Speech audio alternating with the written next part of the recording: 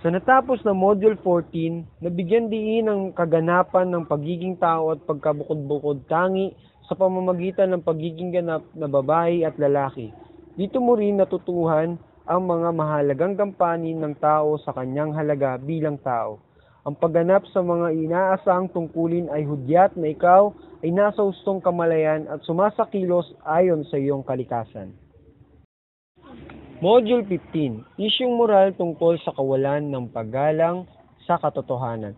Sa module na ito, tatalakayin naman ang mga isyung moral tungkol sa kawalan ng paggalang sa katotohanan. Bilang tao, inaasahang maging matapat at gawing makabuluhan ang buhay sa abot ng ating pagsisikap na makamit ito. Ito rin ay akbang tungo sa maayos at mabuting pamumuhay na may pagmamahal sa katotohanan. Mahirap nga ba o madali ang manindigan sa katotohanan? Paano ba ang maging totoo na hindi isinasantabi ang kahinatnan o epekto ng pinaninindigan? Pasya at ang kalakip na obligasyon bilang tao. Bibigyan ka ng babasahing ito ng pagkakataon na maging bukas, mapanindigan at hayag sa iyong saloobin na mahalin at igalang ang katotohanan. Ang misyon ng katotohanan. Ang katotohanan ang nagsisilbing ilaw ng tao sa paghahanap ng kalaman at layunin niya sa buhay. Ang pagsukat ng kanyang katapatan ay nangangailangan ng pagsisikap na alamin ang katotohanan. Sa bawat tao na naghahanap nito, masusumpungan lamang niya ang katotohanan kung siya ay may paninindigan at walang pangangailangan na sundin, ingatan at pagyamanin. Ang sino mang sumusunod dito ay nagkakamit ng kaluwagan ng buhay, comfort of life, na may kalakip na kaligtasan, katiwasayan at pananampalataya. Ang imoralidad ng pagsisinungaling. Mula sa paglawak ng iyong kaalaman sa halaga ng katotohanan at mga kaakibat na pananagutan dito. Hindi pa rin may pagkakaila na ang sinuman ay may kakayahan na makalikha ng isang kasinungalingan upang mapagtakpan ang pagkakamali at maging malinis ang imahe sa mata ng iba. Ang kasinungalingan ay may tatlong uri. Una, Jocus lies. Ang isang uri na kung saan sinasabi o sinasambit para maghatid ng kasiyahan lamang.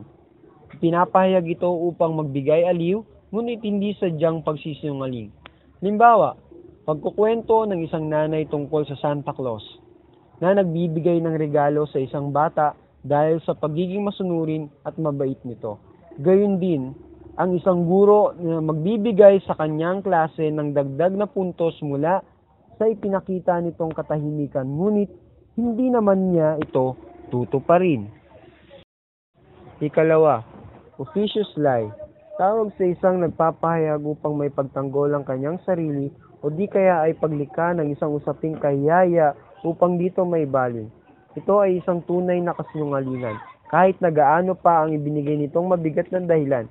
Halimbawa, pagtanggi niya sa pagkain ng hita ng pritong manok na nasa malaking pinggan, na ang totoo ay kinain naman niya at ang isang mag-aaral na iginahilan ang kanyang pagliban sa klase ng nakaraang araw dahil sa pagkamatay ng kanyang ama, na ang totoo ay noong nakaraang taon pa yumao.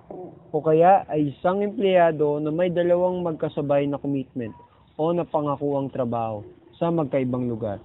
Kung kaya napilitan siyang pumili sa dalawa at umisip ng mabigat na dahilan upang iwasan ang anumang di inaasahang alitan o diskusyon.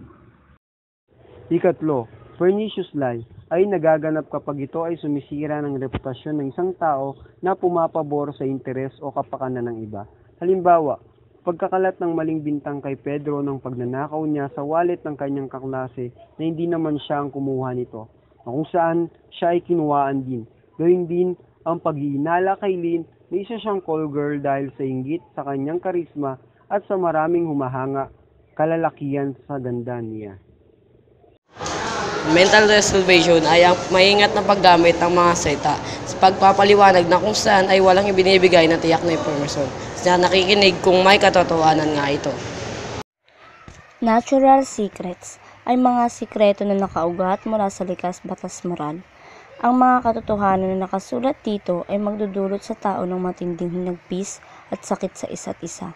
Ang bigat na ginawang kamalian o guilt ay nakasalalay kung ano ang bigat ng kababayaang ginawa. Promise secrets. Ito ay mga lihim na ipinangako ng taong pinagkatiwalaan nito. Nangyari ang pangakong pagkatapos na ang mga lihim ay nabunyag na. Committed or entrusted secrets. Naging lihim bago ang mga impormasyon at kaalaman sa isang bagay ay nabunyag na. Hayag. Kung ang lihim ay ipinangako o kaya ay sinabi ng pasalita o kahit pasulat. Halimbawa, ang isang sekretarya ng doktor na inililihim ang medical records ng isang pasyente. Letter B. Di hayag. Ito ay nangyayari kapag walang tiyak na pangakong sinasabi ngunit inililihim ng mga taong may alam dahil sa kanilang posisyon sa isang kumpanya o institusyon. Madalas ito ay pang-professional at opisyal na usapin. Mga halimbawa nito ay mga impormasyon na natatanggap ng mga doktor at nurse mula sa kanilang mga pasyente, mga facts na nasa pangalan ng government intelligence men, mga pambihirang kaalaman or privileged knowledge na nakuha ng mga abogado, social workers, mga pari at iba pang mga lihim sa kumpisalan na binigyan ng ganap na kapatawaran at iba pang di ginawa ng hayagan. At iba pang mga tungkulin na binigyan ng tiwala upang humawak ng mga lihim. Ang mga doktor at mga espesyalista sa mga pag-oopera at mga katulong nito mga nurse ay may karapatang magtago ng lihim mula sa mga personal na impormasyon ng kanilang pasyente na nasa ilalim ng anesthesia. Ayon ito kay Papa Pius XII, ang pagtatago ng mga lihim na professional ay isang grave moral obligation.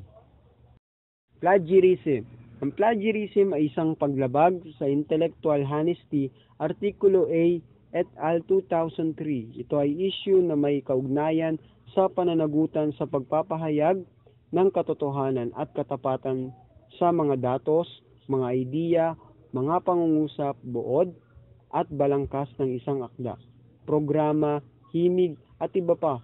Ngunit hindi kinilala ang pinagmulan bagkos na buo lamang dahil sa illegal na pangungopya.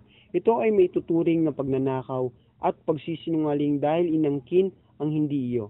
Atienza et al. 1996, lahat ng mga naisulat na babasahin o hindi man naitala, maging manuscript, mga sulat kamay na hindi nalimbag, mga nalimbag o kaya sa paraang elektroniko ay sakop nito ang pagbubunyag sa lihim na kasunduan sa pagitan ng dalawa o grupo ng mga tao upang magtagumpay. Ang proyekto ay plagiarism.